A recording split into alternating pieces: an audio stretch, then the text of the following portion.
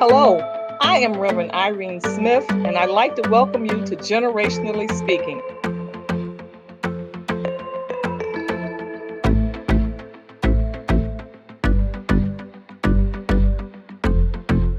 Here at the table, we come and we discuss life issues, no matter what they might be. As we sit at the table with each generation, we all learn, we all grow, we all are inspired.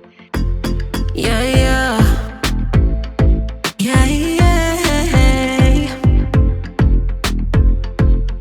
Generationally Speaking. These opportunities that you were able to participate in. And the question I know my audience is asking, well, what was it who was it? We know God brought you, but for my audience, how did you find out about these different organizations?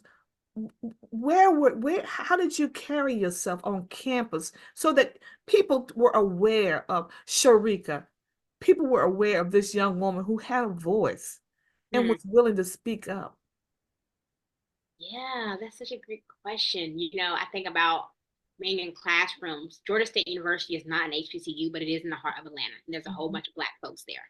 And that was the first time I seen Black folks from Nigeria and Black folks from Guyana. And there was this one girl who would be flying back and forth doing interviews for Goldman Sachs and different companies, getting these things called internships.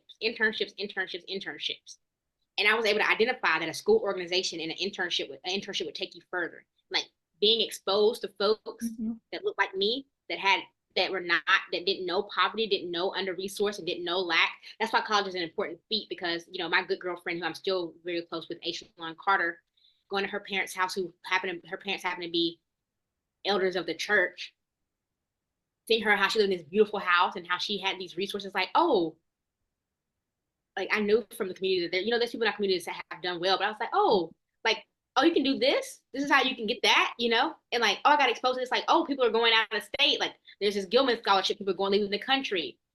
And I got a point like, well, I want to get an internship. So I looked for all these internships in the spring, got denied. Or this Stop right there. Stop right there. I love the fact that you said I got denied, which is a part of this preparation that it's gonna be some tough times sometimes. Sometimes that you're like, oh, when is it gonna break? When am I gonna get this opportunity? But you didn't let that stop you. Yeah, I got some no's and I kept grinding. So I was like, this is how God knows what he's doing, right? Like I was looking for internships. And there was a lady named Stacey Abrams. This is before I'm like, oh, I guess I go down here and intern over here because it's not paid, but I'll go down here. And little did I know that would change the trajectory of my life, because I got introduced to politics and government and public service and touching people across the state and learning about what made Georgia move and what was in the hearts and minds of folks that looked like me and that didn't look like me. And through that, I kept applying for internships, got a part of this organization called the T. Howard Foundation. Morehouse was hosting this thing where one of my classes required that we go to one of these events. Morehouse was hosting a historically Black college, all male, was hosting a career fair where I met the T. Howard Foundation that were connected to media companies. And I got an opportunity to intern at the New York Times in New York one summer. My Aunt Marcia, my Uncle Willie, Bertha's kids put money together for me to get a apartment in New York so that I could go work at the New York Times. And that's another community showing up for me again. So despite the denials and the failures, being able to have access to folks that looked like me, who were doing great things, and seeing folks who didn't look like me and how they got it when I went to Georgia State University, laid a pathway forward for me to say, with my God teaching in the background, saying that I can do this, gave me the tangible skills about saying, this is what it looks like to get to that next level. Internships. And at this point, I've completed 8. I'm about to start one on Monday, my last one, my last internship, God willing, at a consulting firm. So that's what shaped me. That's what made me. And that's how I did it tangibly. That's how I came from point A to B. God brought me, but then, God requires that faith without works is dead, and putting one foot in front of the other is how I was able to show up in that time. When I think about hearing you talk about your early years and going to school, and at that time you went to an integrated school, and at that time you, like you said, you may have been maybe just 1 or 2 or 4 or 5 Black students in a classroom, and now you're at Georgia State, and you might feel the same thing. Yeah, Georgetown. Georgia, Yes, ma'am. but the undergraduate. I'm sorry. Oh, at Georgia State. Oh, yeah. Yeah. It was a lot of Black folks at Georgia State. It's a little different. But being Okay. at Toccoa, Georgia, when I was like the only Black person in these gifted classes, that was a different experience. So it was actually my first time being around a plethora of Black folk. And I think maybe perhaps that even helped you, Mhm. to secure who you are. So when you stepped into whatever platform, you knew who Sharika is. Oh, 100%. 100%. I needed to be immersion. I need to be immersed in around Black folks because like I remember I was just telling my good friend Austin about this. I remember being in high school, being in like these gifted classes in this whenever Eric Garner was choked out by a police officer. I don't know if you remember that time, Trayvon Martin, all these names started coming up in the news. And I used to have bad asthma back in the day. I was having asthma and like someone goes, "Oh, hands up, I can't breathe," Like that's when that was a saying, and being around and also like to not to put something in on myself too, right? I take some ownership in this where it's like I was loud and boisterous. I was trying to find myself in these spaces. Didn't know how to use my voice yet, but I knew I had one and was trying to use it like make claim of myself. And I wanted to connect with these folks, but there was a lack in that. So when I got to Georgia State University and saw all these Black folks doing incredible things, it was inspiring to say the very least. Yeah. I think I can't think of another word to explain it. It gave me hope. It gave me hope and like it gave me a framework again. It gave me access to a better life. There are some places and some emotions that we have to deal with, some restraints that we have to deal with when we're in that place of correction, like learning patience, learning how to receive correction, learning how to become obedient in some circumstances and situations, and then learning reasoning. How did you acquire those traits to help shape you? That's good. I can still have a hard head, but my grandma used to say a hard head makes a soft behind, Oh, yeah. Heard that one. And she would tell me something and I did it anyway. She's like, "All right, is that the last time?" And I was like, "Yes, ma'am, that's the last time." And I didn't play with her. I didn't play with her like that. And I think some of the biggest pieces of what gave me that discipline is my struggle with food. I think I talked about it at the church the other day. How bad, like I was 255 pounds, life felt like it was off the table. And I joined this program that was really helpful and is still helpful to me.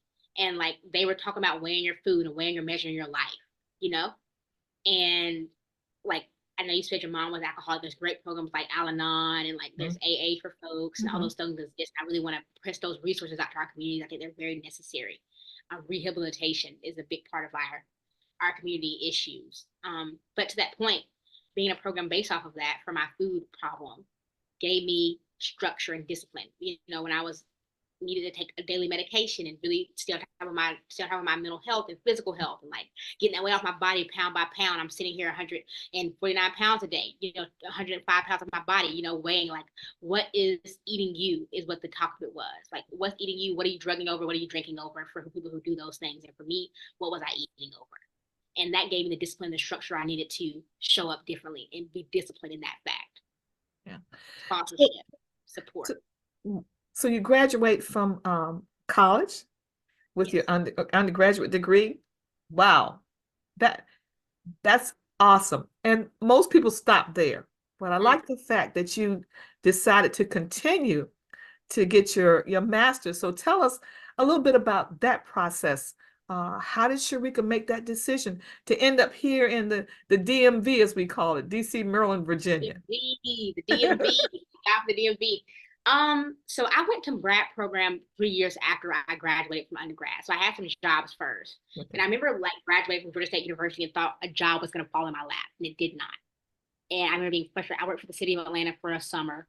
And then I worked at Cartoon Network doing cartoons and like Adult Swim, where they did like their midnight shows for cartoons for adults. And I remember thinking, like, I want to work in politics. Like, this is after I did Stacey Abrams, did the city of Atlanta. I want to be part of like government, and I'm over here doing cartoons. What is God's purpose in this? And actually, it was the same company as CNN, Cartoon Network was. So I was working on internships. My my lease was running out. I had just crashed my car, and my internship was about to end. And God saw fit to let me interview at the same company that Adult Swim and Cartoon Network was in at CNN. I get to CNN, 2 months in, I get a call from Politico, a news organization, to work full time. A Black man at Politico named Terrell Mazzell. He flagged my resume. He kept flagging my resume and kept advocating my behalf. People are to this audience, I want to say, people are speaking your names in rooms that you don't even know they're speaking your names in. And that's what was my story. And if it had not been for Terrell advocating on my behalf, a Black man I don't even know in Washington, D.C., I would not be sitting with you today. Mm-hmm. That is a blessing from the Most High. Thank you, Terrell. But the pandemic happens, shuts down the internship program. A week before that, I get a full-time job. But God, like, who else is doing that on my behalf besides a higher power? A calling on my life. The same, you got a calling on your life, baby. You got a calling on your life. That's my head the whole time. So that's how I transitioned from Georgia to DC. Then I ended up working. Georgia won the election in 2021, I believe it was, the runoff election. John Ossoff and Senator John Ossoff and Senator Raphael Warnock ended up winning the election. I got a call if I was interested about an opportunity working in the Senate for the Senator of Georgia, John Ossoff. Took this and ran with it. And I went to the Senate. I had a blast. The senator went to the same college I went to. And I had started looking into the college and start thinking about it and thinking about international affairs. I always been curious about what else is going on in the world, being from a small town like Toccoa. I was always interested in like, what else is out there? And I want to do international affairs. So I worked hard. I got a letter of recommendation from the senator. I put all my accolades, all my CNN, the New York Times, City of Atlanta, working for Doug Shipman, the City of Atlanta, now the City of Atlanta Council President, then Woodruff Arts Center President, CEO. Those things were transformative. When I put those in my application, I didn't have the strongest grades. Again, I'm not gifted academically. What I am is a hard worker. And we spoke about that off the scenes, about what that looked like. And because of that grind, and because of folks back home telling me I was gifted, I was able to go forth and act like I was. You know, they say fake it till you make it. That's what I did. So now I'm at Georgetown University on 2 scholarships, one for Turkish, one for being a woman, doing academically succeeding in school. Went to Japan this last year, spent the summer in Turkey working on my Turkish. And I'm graduating this May, God willing. So I'm really excited to go to the next chapter. It's gonna be another chapter for me to like see what God does. And based off my past evidence, I know that He is a way maker, a miracle worker, a promise keeper, light in the darkness. That's who He is. That's who He is. You know, you talked about international travel, and I believe that international travel is really important. I've had the opportunity to travel the world, and I want to talk to you about your experience in Turkey as a Black woman and folk meeting a Black person that not on the TV, but a Black person in reality for the first time. Tell us a little bit about that experience. I really appreciate my time in Turkey. That was transformative for me too. I was living in Ankara, and I got a lot of eyes. I was definitely the only Black person on buses. Like I felt very seen, to say the least. I went to Cappadocia for holiday, and people were taking pictures with me. And of course, like in Istanbul, I went to Istanbul, which is more of the city area. Like, of course, we were just seeing Black folks and everything. But like, they'd be like, "Oh, Rihanna, Beyonce," and it was culture shock, but it also let me know how adaptable we are. Being from Tacoma, I'm sure you can understand this too. Being able to navigate a climate like that converts to being able to navigate international climate. I'm curious about what your experience was when you traveled abroad. Like, where have you been? I'm just curious. I don't want to change this to your interview, but I'm curious to know, did you find also what I found, which was being from these small towns and being able to go to the next level, was able to help me navigate being in climates that were not like my own. What was your experience?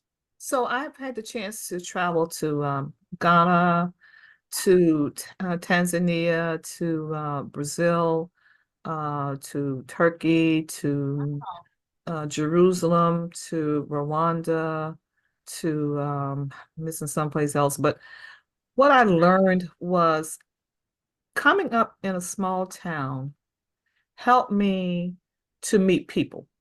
Mm. So I I'm very I try to learn at least something, one word, couple of words. So, people are sort of once you struggle with it, they sort of help you, and they sort of embrace you because you're trying. Um, but for the most part, I've learned that people are the same. They're working hard, trying to provide for their family. And Mm. when they meet a Black person in person, it oftentimes um, um, dissipates or destroys their initial thought about who you are. Mm. And if you're friendly, they're friendly. People are friendly. That's right. Now, when I went to Turkey, there was one guy I met, and I was in the marketplace just, walking around, and he said to me, oh, that was Obama's second term. He said to me, oh, and I wasn't even talking to him, but he just saw me. He knew I was American. He said, Obama's going to lose. And I turned around and I looked at him. I said, obviously, you don't know much about Americans. Obama is not going to lose. He's going to win. I'll come back and see you again. And I'm thinking to myself, girl, if you don't get yourself out of here, you don't, but I said it in a respectful way because you know how it is. You have to, but for the most part, I found that you learn the culture, and you keep yourself within the confines of the culture. And I had a wonderful experience, wonderful experience. Wow. Even in Rome, just a wonderful experience. You get to, I mean, there are always some outliers, but for the most part, I really had a wonderful experience every place I've been. You know.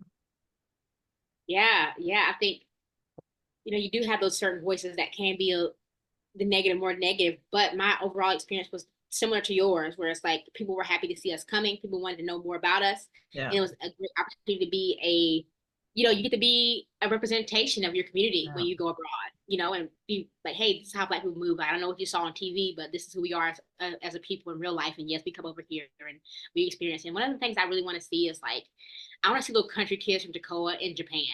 And I want to make sure no resources are available for them to do that. Like I went on the Kakahashi program in Japan in January last year. I want kids to know that there's opportunities to do that kind of thing. And that's something I'm passionate about. I think you're right. I think if, especially for Black kids, I think if they have the opportunity to travel abroad, it opens their perception of the world and how large it is, and the opportunities that are available to them. Of course, you get accustomed to people photo bombing because I got a lot of photo bombing, and then I have dreads, and people were like, "Can I touch your hair?" I'm like, no, you can't Of touch my course. hair. Of course. Some people I let touch. Some people I'm like, no, no, no. But some people okay, but some people not. But it would always be in a light jest, So, but so tell me, what is the future now? Where do you think, as you look at your life now, where do you see God propelling you to? Where is it that Sharika wants as she moves forward? Wow. God help. I think, as of really of this week, thinking about Toccoa a lot more. Thinking about Toccoa a lot more. I'm joining the Toccoa Improvement Association. And I'm thinking about that a lot, but I think there's some things I still need to learn here in the district to be able to go back and be of service more back home. And I would love to work in international affairs at the State Department or work at the White House doing public-private partnerships. How can we make sure that these corporations are doing their part and making our world a better place? That's what I want to focus on. And economic development. Like I love seeing Starbucks is coming to Livonia. Like those kind of things. Where like I went home to Toccoa and saw Burger King.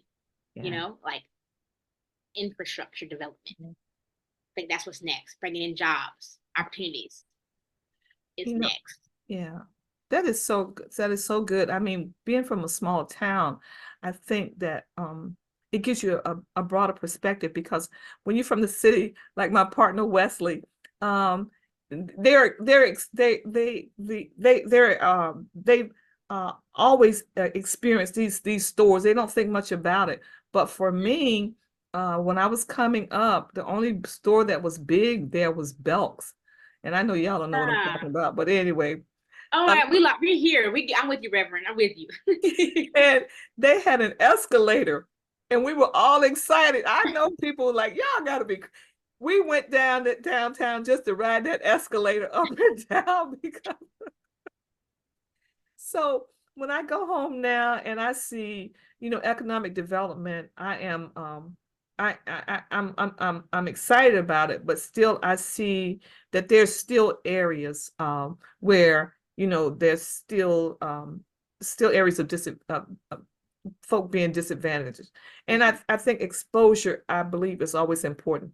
For my children, I've tried to make sure that I expose them to as many experiences and many different people as I can, because I know that makes a difference. And it helps them when they have to stand in these environments by themselves.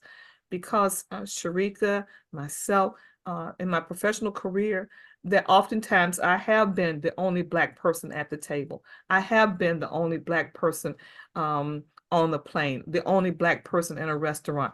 But it takes self-confidence knowing that, I'm good with that. It doesn't bother me.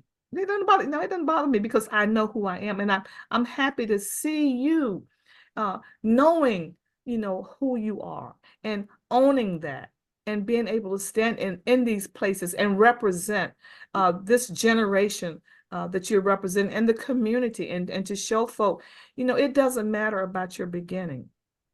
The Bible says don't despise small beginnings. But those places are places of preparation for where God is taking us. Woo! And when he says, eyes have not seen and ears have not heard the things that I have in store for you, my young sister, can I tell you from your old sister, I am so deeply proud and excited for where God is going to take you. Woo! Girl, I'm excited for you. Thank you for the love and support. You are a new part of our community, and I'm glad to have you, Reverend Smith. It's a blessing to be on this podcast, to be able to be a part of this series that you're doing. I pray blessings on you and your entire household as you continue to give back and you pour into our people that look like us. And I believe that God is doing something incredible through you. I just want to give you encouragement right back and say, one, thank you for lifting me up. I'm gonna lift you right back up. Okay. All right, now. Keep on keeping on. Thank you so much for who you are in this community and our voice. It's a blessing. And I want to give you a final word for our audience, for those grandmothers who are stepping up to raise those grandchildren, for those aunts and uncles who are stepping in. I want you to give them a word of encouragement. And to the young person who finds themselves in that circumstance, that God has not left them. It's not over till it's over. It's my message. My Aunt Marcia just took in 2 kids from our family. She's in her late 50s. I'm sorry, Aunt Marcia, early 21. Excuse me. No, she has been so great. She's in her late 50s and took on 2 boys. And I just see her filled up with so much joy to have them. And to Aunt Marcia, to the folks that are like her, that are taking in these kids, just know that God is with you. And know that you're doing the best you can with what you have, and it's going to be enough. Yeah. You're not going to do it perfectly every time. There's going to be bad things that happen. Those kids are going to have their own experiences. And we can't protect them from everything. You can't protect them from everything. But you are enough. You have enough. You do enough. And continue to show up the best way you can. That's our message. Amen. Amen. That's a Nigerian word, unatasha. It means you are enough. So we want to, I'm thankful for this young voice that we have on today. And we've just been blessed to hear from her. Again, I close out with saying, make sure that you are inspired. God has purposed all of us for our destiny. There's something he's put inside of you. You know what it is. I don't know, but hear it, own it, accept it, receive it, and then get some knowledge about it and act on that knowledge. Don't be afraid. Like she said, if you might get some no's, okay. But no just means try it another way. No means, repackage it. No, doesn't is not the end. No is just the beginning. And after you get the information, move forward. Don't be afraid. Step out on faith, knowing that God is with you. And then once you get that inspiration, packaged with that information, hey, let me tell you, gonna be some transformation. You better get ready. Again, I want to say thank you to my special guest, my home girl, my little princess, Sharika Ware Wilkins from Toccoa, aka Martin. We're we Hey, all there. before stand up. God be the glory. See you next week. God bless. Peace out. Hello, I am Reverend Irene Smith, and I want to welcome you to Generationally Speaking. I know you're asking yourself, where is she today? Well, let me tell you, it is the beginning of the year 2024 when we are all making resolutions about what we want to do, what we want to change, how we want to improve ourselves. So today I'm bringing you to a gym in Williamsburg, Virginia, and it is the Results Performance Training. And I want to take the time right now to introduce you to the proprietor of this wonderful gym, and his name is Dietrich Smith. Hi, Dietrich. Hello, how's it going? I'm so happy to have you here. Well, we are excited about being here at the Results Performance Training. Before we get into all these New Year resolutions that we all make about, we want to lose weight, we want to do this, we want to do that, I want to first introduce you to Dietrich and allow you to get to know him in a more personable way. And then perhaps at the end of our talk together, you'll make a decision as to whether or not you want to join a gym this year and what kind of gym you want to join, because as we take you around, you'll see that all gyms are not the same. And so, Dietrich, tell us a little bit about your formative years, where you grew up, your family life, your tribe.